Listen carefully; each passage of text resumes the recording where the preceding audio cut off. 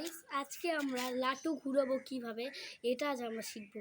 লাটু ঘুরানোর শিখা আমি এখনই শিখাচ্ছি। এখন এই যে আমার একটা লাটু আছে, এটা অনেক দিন হচ্ছে। এবার আমি এটা পেঁচে নেবো। পেঁচান তো আপনারা সবাই পান, এভাবে শক্ত করে পেঁচে নেবেন। ভালোভাবে পেঁচে নেওয়ার পর আপনারা এই কেনে লোকের মধ্যে কাকটা ঢুকে দেবেন। দিয়ে আপনারা এই যে এইভাবে এখানে ধরে নেবেন। নিয়ে আপনারা লাঠিটা এইভাবে করবেন, করে এইভাবে মার দেবেন। দেখলেন কত ভালো ঘুরলো। এবার আমি শিখাবো বগরির টান। বগরির টান মারার সময় লাটুর লতিটা শক্ত করে পেঁচাতে হয়। এই দেখুন, সবার লাস্টের থেকে পেঁচাতে হয়। আপনারা ভিডিওতে লাইক কমেন্ট শেয়ার দিবেন।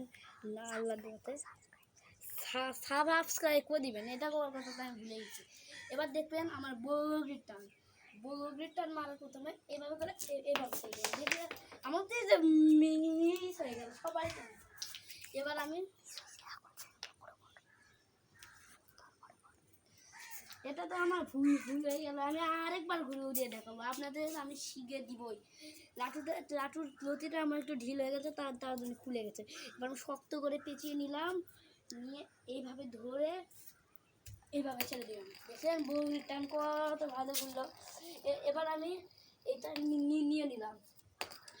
এবার আমরা দেখাবো লাটু কিভাবে হাতে নেয়। এটা তো কিছু মানুষ পায় না।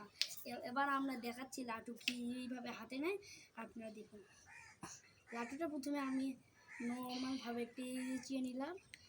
নিয়ে লাটুটা একটু জোরে মেরে এই যে এই নকশা দিয়ে আমি উপর দিকে নিয়ে নেবেন। দেখলেন কত ভালো করে হাতে।